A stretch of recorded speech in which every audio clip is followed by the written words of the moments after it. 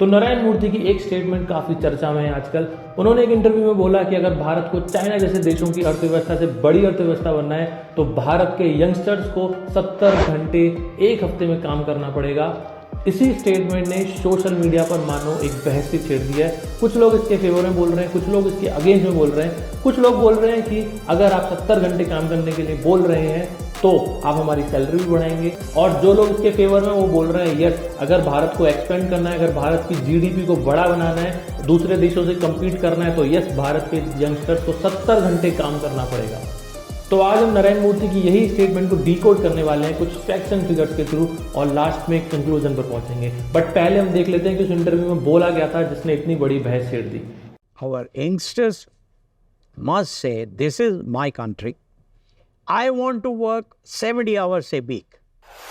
Somehow our youth have the habit of taking not so desirable habits from the world. सो नारायण मूर्ति के according youngsters को बोलना चाहिए yes, this is my country and I want to work 70 hours a week. तो guys 70 hours का मतलब होता है कि 14 hours per day. But as of now हम लोग 9 से 10 घंटे काम कर रहे हैं ऑफिस में, मींस हफ्ते में 45 टू 50 आवर्स एवरेज हम काम करते हैं। और यही सेम चीज इंडिया का लेबर लॉ भी कहता है कि आप 48 आवर्स से ज्यादा एक हफ्ते में किसी व्यक्ति से काम नहीं करवा सकते। यदि आप काम करवाते हैं 48 आवर्स से ऊपर तो आपको उसको ओवर टाइम देना पड़ेगा। तो यदि अगर हम नारायण मूर्ति की स्टेटमेंट के अकॉर्डिंग चलें तो हमको 14 घंटे डेली काम करना पड़ेगा, सैटरडे संडे को अगर एक्सक्लूड कर दें तो गाइस वीडियो में आगे बढ़ने से पहले हम देख लेते हैं कि नारायण मूर्ति है कौन, उनका बैकग्राउंड क्या है। अगर इतना बड़ा आदमी कोई भी स्टेटमेंट दे रहा है तो उसके पीछे उसका क्या माइंडसेट है। नारायण मूर्ति का जन्म मैसूर के एक बहुत ही गरीब परिवार में हुआ था। परिवार में इतनी गरीबी थी कि जब उनका आईआईटी में एडमिशन हुआ तो पैसे के अभाव से, फीस के अभाव से वहां पर वो एडमिशन नहीं ले पाए, बिकॉज वहां पर हॉस्टल की फीस और मेस की फीस अलग से पे करनी पड़ती है। इसी वजह से उन्होंने National Institute of Engineering Mysore से अपनी इंजीनियरिंग कंप्लीट करी इलेक्ट्रिकल इंजीनियरिंग में। उसके बाद उन्होंने आईआईटी कानपुर से इलेक्ट्रिकल इंजीनियरिंग में मास्टर्स किया। देन मास्टर्स के बाद उन्होंने आईआईएम अहमदाबाद में as a chief systems programmer वहां पे जॉब किया कुछ दिन। फिर उसके बाद वो पेरिस चले गए। देन पेरिस से वापस आए तो उन्होंने यहाँ पर आगे अपनी एक खुद की कंपनी खोली सॉफ्ट्रॉनिक्स। देन सॉफ्ट्रॉनिक्स में कुछ लॉस हुआ, वो 1-1.5 साल के अंदर बंद हो गई। सॉफ्ट्रॉनिक्स के बाद उन्होंने जॉब किया पाटनी कंप्यूटर्स में। पाटनी कंप्यूटर्स में काम करने के बाद उन्होंने खुद का दोबारा से कुछ करना चाहा, तो इसलिए अपने 6 दोस्तों के साथ उन्होंने एक कंपनी की स्थापना करी जिसका नाम था इन्फोसिस। 1981 में उन्होंने इन्फोसिस की नींव रखी। और आप जानते हैं आज की डेट में 2022 के अगर स्टैटिस्टिक्स बताऊं तो इन्फोसिस का मार्केट कैपिटलाइजेशन है 110 बिलियन यूएस डॉलर। 56 कंट्रीज में इन्फोसिस ऑपरेट करता है और उस टाइम पर अमेरिकन स्टॉक एक्सचेंज पर नास्डैक में लिस्ट होने वाली पहली भारतीय कंपनी इन्फोसिस बनी थी। 1981 से 2002 तक नारायण मूर्ति सीईओ रहे इन्फोसिस के। 2002 से 2011 तक चेयरमैन रहे। देन उसके बाद उन्होंने रिटायरमेंट ले लिया। नारायण मूर्ति को पद्मश्री, पद्म भूषण जैसे अवार्ड से सम्मानित किया जा चुका है। तो आप समझ सकते हैं कि जो ये स्टेटमेंट बोलने वाला है वो एक ऑर्डिनरी आदमी नहीं है, वो एक एक्स्ट्रा ऑर्डिनरी पर्सन है जिसने स्क्रैच से, जिसने बिल्कुल बेस से इतनी बड़ी मल्टी-बिलियन डॉलर कंपनी बनाकर खड़ी करी है। तो इतनी बड़ी मल्टी-बिलियन डॉलर कंपनी खड़ी करने के लिए 70 से 80 घंटे उन्होंने नारायण मूर्ति ने काम किया। और ये मैं नहीं बोल रहा, ये उनकी वाइफ बताती हैं कि इंटरव्यू में। अगर इतना बड़ा आदमी कुछ बात बोल रहा है, अगर 70 घंटे काम करने के लिए बोल रहा है तो उसकी बात में कुछ तो दम होगा। और सोशल मीडिया पर कुछ लोग इस बात की भाव को समझ रहे हैं। हाँ, उन्होंने ये नहीं बोला कि आपको 70 घंटे एक ही स्पेसिफिक ऑर्गेनाइजेशन के लिए काम करना है। आप 70 घंटे काम करिए, कुछ घंटे ऑर्गेनाइजेशन के लिए काम करिए, कुछ घंटे अपने आप पे काम करिए, अपनी स्किल्स पे काम करिए, अपने बिजनेस आइडिया पे काम करिए। 70 घंटे एक हफ्ते में काम करने के लिए हम यंगस्टर्स को क्यों बोला उन्होंने, मैं आपको रीजन बताता हूँ। इंडिया के पास वर्ल्ड की सबसे बड़ी वर्क फोर्स है जो 15 से 59 ईयर्स के बीच ब्रैकेट में जो आते हैं वो 92 करोड़ लोग हैं इंडिया के अंदर। और वहीं चाइना में देखें तो वो है 91 करोड़ लोग। बट फिर भी चाइना की इकोनॉमी इंडिया की इकोनॉमी से 5 गुना बड़ी है।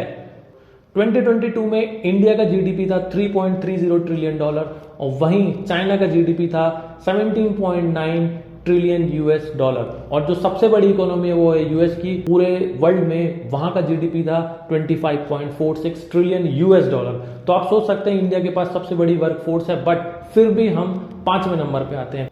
हमसे भी ऊपर जापान आता है जिसकी पॉपुलेशन सिर्फ 12.5 करोड़ है। आपको एक फैक्ट की बात और बता दूं, इंडिया की जो आधी पॉपुलेशन है वो अभी 30 साल से कम उम्र की है। तो आप देख सकते हैं कि कितनी बड़ी वर्कफोर्स इंडिया की अभी यंग है जो 30 साल से कम है। इंडिया की जो मीडियन एज है वो 28 ईयर्स है। वहीं अगर मैं जापान की बात करूं तो जापान की मीडियन एज 49 ईयर्स है। जापान एक बूढ़ा देश हो चुका है बट फिर भी उसकी इकोनॉमी इंडिया से बड़ी इकोनॉमी है। वहीं देखा जाए तो चाइना की जो मीडियन एज है वो है 39 ईयर्स और यूएस की देखा जाए तो 38 ईयर्स। तो हम इन पांचों कंट्रीज में से सबसे यंग बड़ी वर्कफोर्स इंडिया के पास है जिसकी मीडियन एज 28 ईयर्स है, बट फिर भी हम बहुत पीछे हैं। पर कैपिटा के मामले में अगर मैं बताऊं तो इंडिया की रैंक 139 नंबर पे आती है। पर कैपिटा में हम बहुत ज्यादा पीछे हैं। अब आप कंफ्यूज हो रहे होंगे कि जीडीपी और पर कैपिटा में होता क्या है एग्जैक्टली, तो मैं बताता हूं सिंपल लैंग्वेज में आपको। जो एक देश की अर्निंग होती है वो कैसे होती है, वो कुछ गुड्स मैन्युफैक्चर करने से होती है या कुछ सर्विस प्रोवाइड करने से होती है।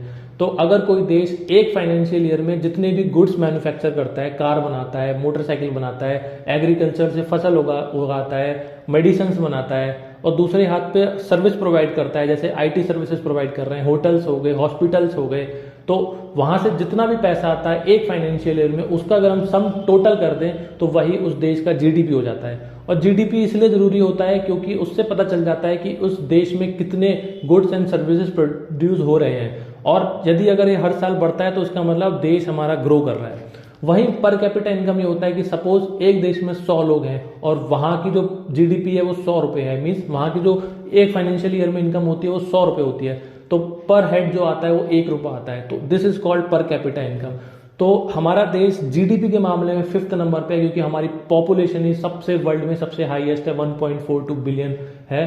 बट वहीं दूसरे हाथ पर कैपिटा में हमारा देश 139 नंबर पे आता है। तो guys back to the topic. अब आप ये सोच रहे होंगे कि जापान और जर्मनी जो इतने छोटे देश हैं जहां पे पॉपुलेशन भी इतनी कम है बट फिर भी उनकी जीडीपी इतनी बड़ी कैसे है, उनका पर कैपिटा इनकम इतना हाई कैसे है, तो मैं बताता हूँ। वर्ल्ड वॉर 2 के बाद जब उनकी पॉपुलेशन यंग थी, मीन जो पॉपुलेशन हमारी है आज की डेट में, जब उनकी पॉपुलेशन यंग थी और वर्ल्ड वॉर 2 के डिस्ट्रक्शन से रिबाउंड करने के लिए वहां के लोगों ने 60 से 70 घंटे एक हफ्ते में काम किया, बहुत ज्यादा मेहनत करी और अपनी जीडीपी को एक्सपेंड किया।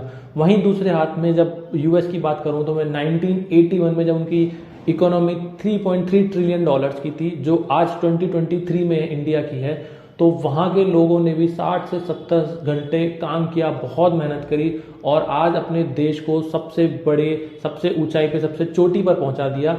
उससे यूएस से आगे कोई नहीं है। यूएस की सबसे बड़ी इकोनॉमी आज की डेट में है।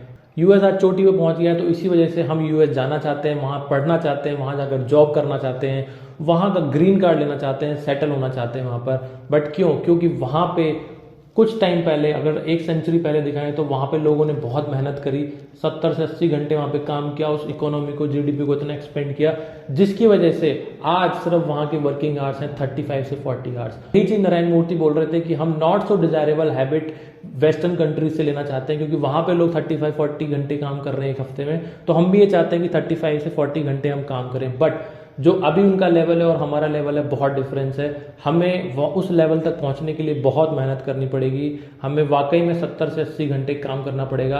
आपको मैं एक एग्जांपल देता हूं। यहाँ के जो मिनिमम वेजेस हैं इंडिया के अनस्किल्ड लेबर के, वो हैं 300 से 500 के बीच में। बट वहीं यूएस में जो मिनिमम वेज है, में आप कुछ भी काम कर रहे हो वहाँ पे होटल में या फिर आप क्या कहते हैं मैकडी में या डोमिनोज में, वहां पर जो मिनिमम वेज है एक अनस्किल्ड लेबर के, वो है 5 से 7 हजार के बीच में। तो आप सोच सकते हैं कि इतना डिफरेंस है। वहां पे एक नॉर्मल से नॉर्मल आदमी, छोटी से छोटी जॉब करने वाला, एक बहुत अच्छी लाइफ जीता है यूएस में, बिकॉज वहां की जीडीपी इतनी हाई है और पर कैपिटा इनकम बहुत हाई है। तो जैसे जैसे ये यूएस, चाइना, जापान, जर्मनी जैसे कंट्री डेवलप होते गए, इनकी जीडीपी एक्सपेंड करती गई, वैसे वैसे इनके वर्किंग आवर्स भी घटते गए। एक स्टडी बताती है कि 1900 में वहां के लोग 60 to 70 घंटे काम करते थे, बट आज ऑन एन एवरेज 35 से 40 आवर्स काम करते हैं। सो इसलिए नारायण मूर्ति ने ये मेंशन भी किया अपने इंटरव्यू में कि our youngsters is taking not so desirable habit from the western countries. Western countries में भी आप देखेंगे तो सिर्फ 35 से 40 आवर्स पर वीक वहां पे लोग काम करते हैं ऑन एन एवरेज। वहां पर अभी क्या इम्प्लीमेंटेशन हो रहा है कि वहां पर अभी 5 डेज वर्किंग वीक था, बट अभी 4 डेज वर्किंग वीक होता है। और वही इंडिया के लोग भी चाह रहे हैं कि यहाँ इंडिया में भी सेम चीज आ जाए। बट गाइज ये बहुत गलत है। नारायण मूर्ति ने अगर बोला है कि 70 आवर्स अगर आपको काम करना है एक हफ्ते में, तो उन्होंने एक स्पेसिफिक ऑर्गेनाइजेशन के लिए मेंशन नहीं किया कि आप एक स्पेसिफिक ऑर्गेनाइजेशन के लिए या अपनी कंपनी के लिए 70 घंटे काम करिए। आप 10 घंटे वहाँ काम करिए और 4 घंटे अपने ऊपर दीजिए, अपने आप पर दीजिए, अपनी स्किल्स को एनहांस करिए, अपने स्टार्टअप आइडिया पे काम करिए, अपने छोटे बिजनेस आइडिया पे काम करिए। क्योंकि आप अगर कुछ भी अर्न करते हैं, छोटा से छोटा बड़ा से बड़ा अमाउंट अर्न करते हैं, वो देश की जीडीपी में कंट्रीब्यूट होता है। ये मैंने आपको पहले बता दिया। जो भी देश जितने भी सर्विसेज और गुड्स प्रोड्यूस करता है वो देश की जीडीपी में ऐड होते हैं। तो आप छोटा बिजनेस कर रहे हैं, बड़ा बिजनेस कर रहे हैं, वो उस देश की जीडीपी में कंट्रीब्यूट करेगा ही करेगा। सो 2016 के बाद से जब से इंडिया में जियो आया है, इंटरनेट का रेवोल्यूशन आया है, यहाँ के लोगों की प्रोडक्टिविटी ग्रोथ है वो बहुत ड्रास्टिकली गिरी है। नारायण मूर्ति ने अपने इंटरव्यू में सही क्या कहा था कि जो इंडिया की जो प्रोडक्टिविटी है वो वन ऑफ द लोएस्ट है। हमारा कंट्री 158th रैंक पर आता है प्रोडक्टिविटी के मामले में।